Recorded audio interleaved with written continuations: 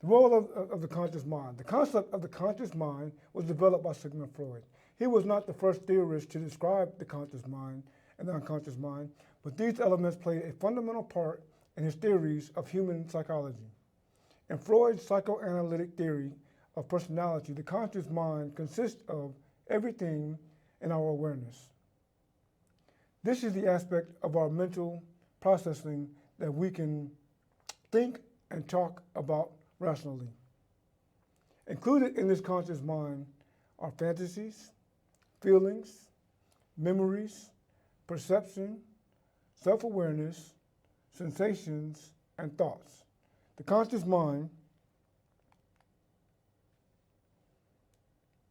is anything that is in our current awareness.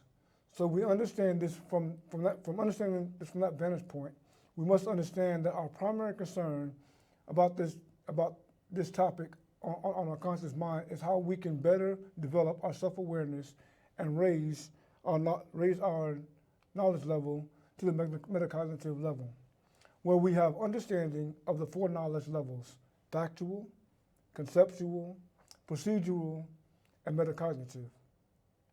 And we operate and function from our knowing, applying the four levels of knowledge successfully, while operating most frequently from our metacognitive level. It's important for us to understand that once we understand how to operate from our metacognitive level, meta simply means self, and it means that we are aware, we're self-aware, which is what the conscious mind is. It is our self-awareness. When we learn how our self-awareness, through our self-awareness, how everything operates around us for our greatest good, then we begin to understand how we can walk in our knowing and be more successful in everything we're doing. When we don't understand or operate on the metacognitive level, but operate on a level of just factual or even on conceptual, we have understanding of the concepts, how everything works, but not how it works with us in the system, then we tend to fall short of applying the highest good and receiving our greatest results. And so for this reason, we have to learn how to operate on a metacognitive level where we are understanding how we fit into the picture and then operating from the inside out through our self-awareness. We can best experience continual success if this level of our primary level and mode of operation. The ideas that have been fixed in our subconscious mind through repetition or impact form our conditioning, most commonly referred to as our paradigm. The subconscious mind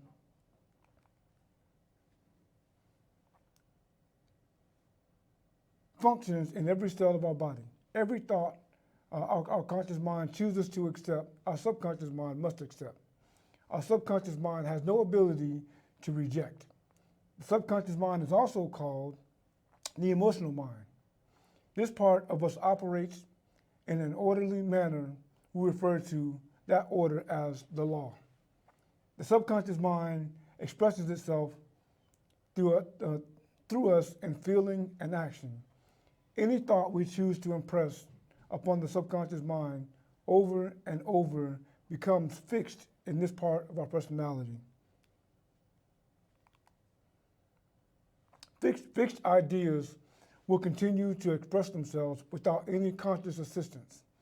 Here is the first reason we find causing our successes to be limited and often not duplicable. In our subconscious mind, without purging, reprocessing, and renewing our mind, eventually the paradigm will win out. Our paradigm is years in the making, years of experiences, words, feelings, actions, and behaviors. For some of us, if not most of us, our paradigm has been shaped, molded, and influenced by the words, thoughts, and actions of others, especially those that are closest to us. We have consumed, digested, and internalized these opinions, and ideations and have made them our own words, opinions, and ideations. Consider this as life's version of rehearsing lines in a stage play or a great historical speech. We walk around the house, office, or other workplace, classroom, or other places we might particularly frequent, and we recite and practice key parts in front of mirrors or to close friends and confidants or anyone willing to listen. The words become fixed in our mind, and each phrase or sentence automatically triggers the next phrase or sentence. Fixed ideas are more commonly referred to as habits, and the collective habits are referred to as the conditioned mind or the paradigm. I want us to understand something. As we're going through this process and we begin to understand how the subconscious mind works and how the conscious mind works and how we build our paradigm based on the thoughts that we rehearse over and over and over again, the importance of this process, the importance of finding your 40, the importance of the success puzzle is purging your conscious mind of all the negativity that you built up over the years and purging your mind of all the negative talk that you've spoken to yourself over the years and beginning again new.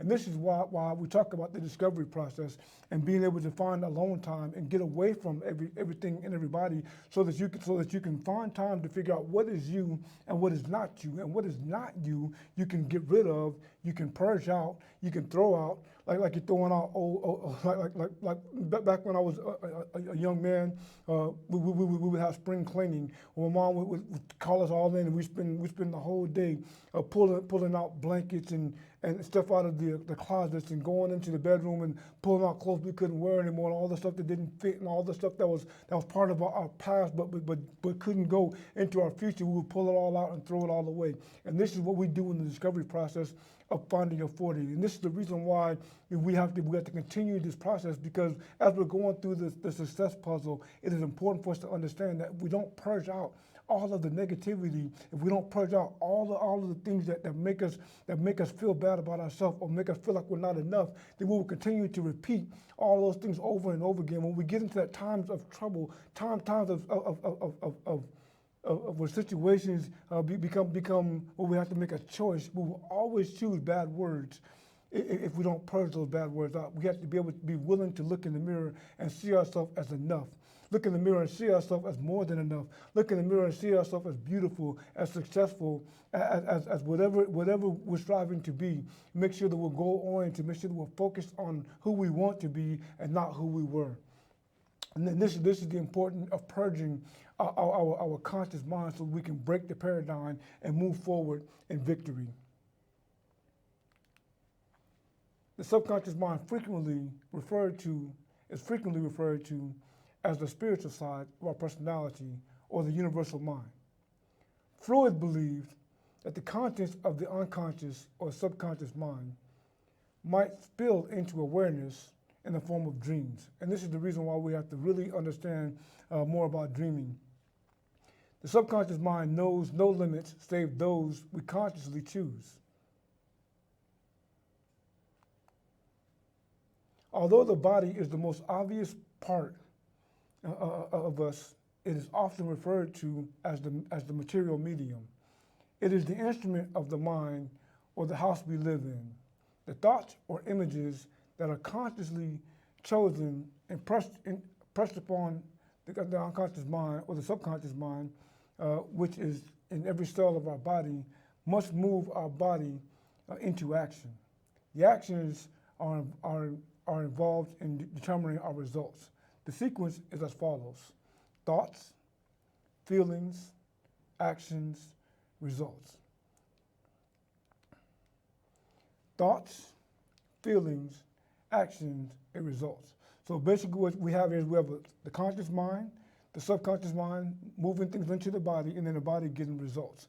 So if we desire to go get something, because we say we're hungry, we want to go get something to eat, we begin with the thought. The thought is our seed. Our seed says, okay, we need to go get something to eat. Our subconscious mind now begins to move our body into action and say, hey, you need to go to the kitchen because the subconscious mind is like, hey, the kitchen, we need to go eat.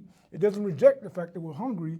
The conscious mind says we're hungry. The subconscious mind has to agree. It has no ability to reject. And so we get up, we go in the kitchen, we go into the refrigerator, we pull out food, we turn the stove on, put the pan on the stove, and we go through the process of cooking.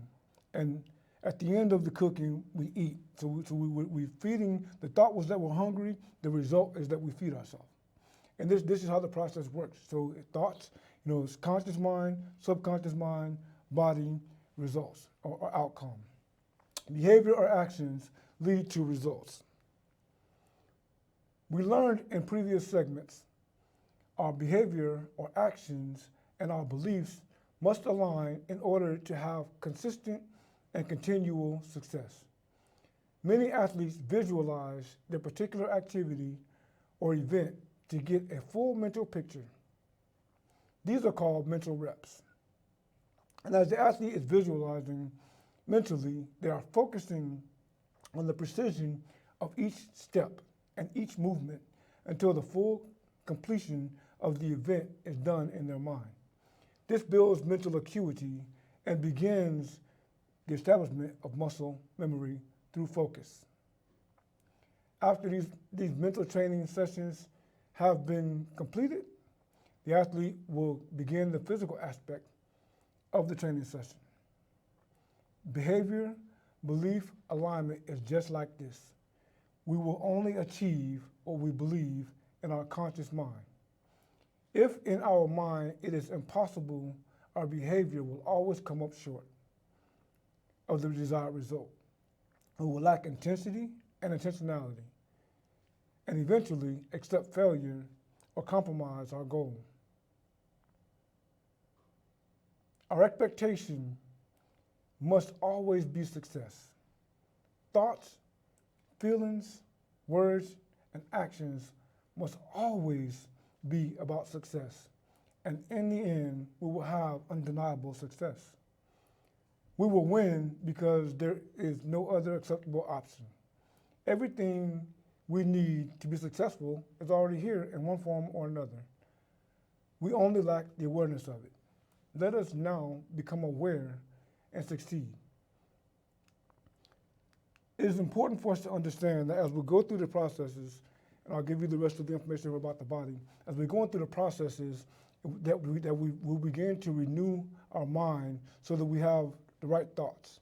And then through the right thoughts, we begin to build emotional intelligence so that we have the right feelings, so that we feel the way we feel about what we're supposed to feel about at the right time, the right place, and the right moment.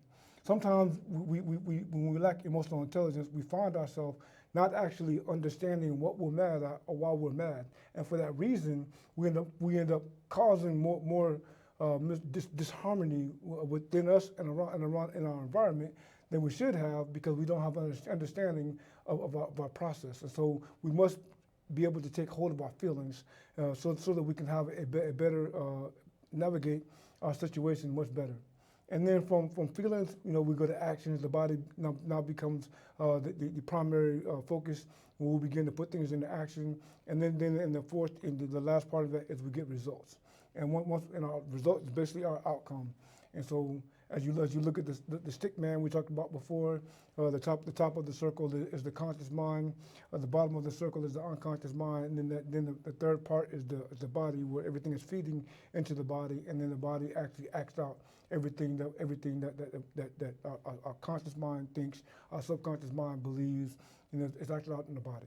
And so we need to understand how to get a hold of all, how to rein in all of those negative thoughts and negative ideas and negative ideations that begin to push those things away and begin to consume better content within ourselves, so that we can become more of what we want to be and not more of what we are or what we choose not to be. Remember, our subconscious mind cannot reject any thought we have. And so whatever thought comes across our conscious mind that we begin to consume, our subconscious mind will automatically believe it, will automatically receive it, will automatically accept it. And so the only way to change your plight in this particular dimensional realm is to change the way your conscious mind consumes information, so you can begin to walk in the right vibration, have the right understanding, and begin to move towards success and not away from it. This is Coach Vic. This is Finding Your 40. Thank you for joining the video. Like, share, and subscribe. God bless you. Have a good day, and I'm out.